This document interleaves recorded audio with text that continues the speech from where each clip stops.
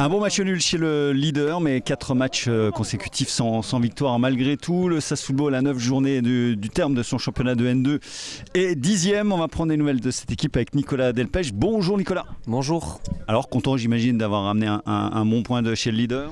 Ouais, face au leader Thionville, on a su faire un match cohérent. En plus, le scénario est en notre avantage. En étant mené 2-0 à 10, on a réussi à revenir à 2 partout et prendre un point. Ça veut dire qu'il y a des ressources mentales dans cette équipe? Ouais, je pense qu'en termes de jeu et de qualité de jeu, on a déjà montré qu'on savait faire. Et là, on a su aussi mettre d'autres ingrédients au niveau de l'engagement et mentalement pour revenir au score. Alors cette fois vous recevez le deuxième, Bourges, c'est des bons tests pour vous le voyez ça comme ça? Ouais, bien sûr, c'est toujours des gros matchs comme la semaine dernière face à Thionville. Et voilà, c'est à nous de répondre présent et montrer qu'on n'a rien à envier à ces équipes. Vous êtes 10e, 6 points derrière le 5e, il faut regarder un petit peu derrière aussi, comment vous vous situez? Ouais, on regarde un peu derrière, on regarde un peu devant aussi. Je pense que là, ça va se jouer dans les prochains matchs. On a deux gros matchs entre Bourges et Borgo. On avait aussi celui de Thionville, on avait un mois de mars qui était costaud.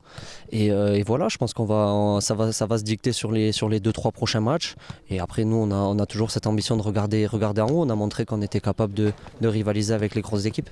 Le coach a ciblé la 5e place, elle vous paraît abordable? Ouais, elle nous paraît abordable. On a déjà enchaîné 3 victoires, on sait ce que c'est, on sait les ingrédients qu'il faut mettre.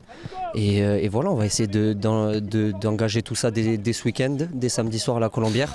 Et après, voilà, de faire une série, ce serait idéal.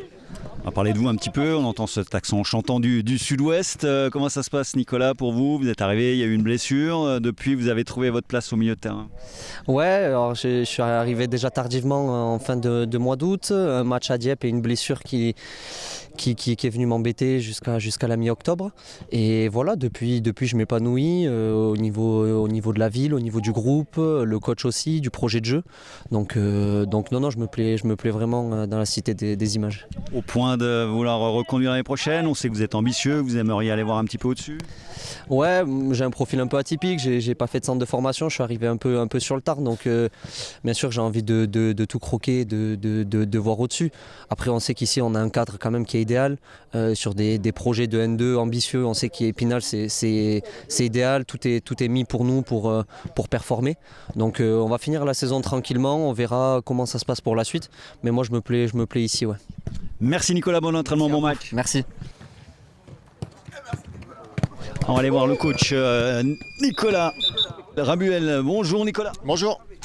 Comment vous situez l'équipe là? Il reste 9 matchs, vous êtes 10e, ça fait 4 matchs sans victoire, mais un bon nul à Thionville. Comment vous situez le moment? Oui, on a 2 nuls consécutifs en état en infériorité, donc c'est plutôt intéressant, encourageant en termes d'état d'esprit. Maintenant, il reste 9 matchs. Notre objectif, c'est toujours le top 5. Bourges, c'est de nouveau un gros morceau. On le savait depuis le début de saison. Ce l'est encore plus à l'heure actuelle parce qu'ils sont sur 8 matchs sans avoir encaissé de but. Ils n'ont pas perdu depuis le mois de décembre. Certainement, sur la phase retour, la meilleure équipe avec Agno. C'est de nouveau un gros morceau qui se présente, mais c'est de nouveau aussi un nouveau challenge, un bel objectif, à être la première équipe à les faire tomber depuis 3 mois, à être la première équipe à leur marquer un but. Voilà, moi je le vois toujours de manière positive, en étant optimiste. Pour ça, il faudra remettre les ingrédients qu'on a mis à Thionville en termes d'état d'esprit, en termes de qualité de notre bloc défensif sur un bloc haut et surtout en termes de qualité de jeu, parce qu'on sait que demain on sera mis sous pression par Bourges, ils mettent beaucoup de pression et il faudra être juste dans l'utilisation du ballon. Sur l'effectif, quoi de neuf? Sur l'effectif, on sera 16 et on sera 11 sur le terrain. Bon, il y a des absents quand même, Abdou. Oui, il y a des absents, mais je m'interdis depuis le début de saison de parler des absents et surtout de m'occuper de ceux qui seront là. Donc oui, il y a des blessés, il y a des suspendus, mais on aura 11 sur le terrain et on aura 5 sur le banc. Bon, votre belle série un peu écrétée maintenant, 4 matchs sans victoire, il faut relancer, vous l'avez dit, avec des adversaires de qualité. Oui, mais malgré tout, la dynamique de performance est bonne, parce qu'au-delà des résultats, moi j'analyse toujours ce qu'on met dans les matchs. On l'a vu encore à Thionville, j'ai fait un retour vidéo aux joueurs hier. Il y a beaucoup plus de bonnes choses que de choses à corriger. Donc il faut insister sur la dynamique de performance pour retrouver une dynamique de résultat. Des Spinaliens qui espèrent renouer avec la victoire face à la meilleure équipe du moment dans ce groupe de National de Bourges. Beau défi, coup d'envoi ce samedi à 19h30 au stade de la Colombière.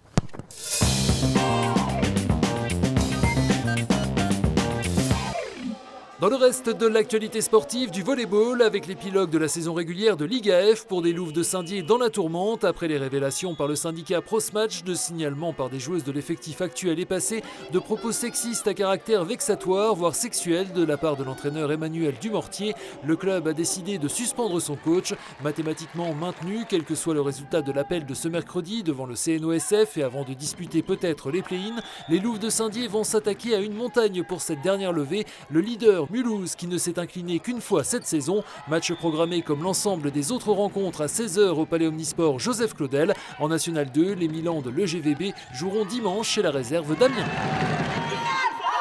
Toujours au rayon des sports collectifs du handball, après une défaite certes encourageante chez le leader, mais la 5e d'affilée, la marge de manœuvre des Spinaliennes s'est considérablement réduite. Dernière à 7 journées de la fin du championnat, les Vosgiennes accueillent samedi le premier non relégable Dijon Talent qui pointe à cette longueur. Coup d'envoi à 20h au Palais des Sports, Émilie Wolf.